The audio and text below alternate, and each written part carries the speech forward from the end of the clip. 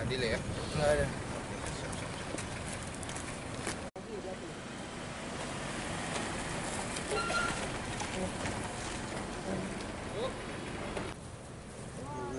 Nah, bagus nah, di sini bagus.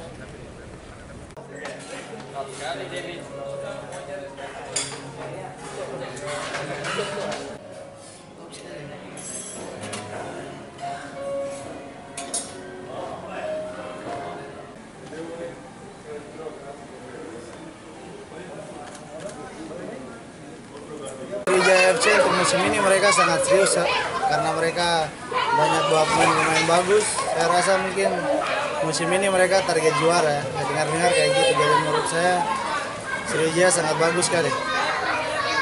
Bang David, ketika merumput di Indonesia ada nggak pemain yang akrab di Sriwijaya FC?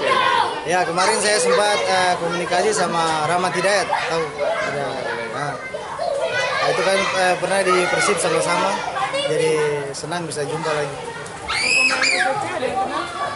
Kalau SFC ada kakak Patrick Wanggai, ada Rahmat Hidayat, Nur Iskandar, Bio.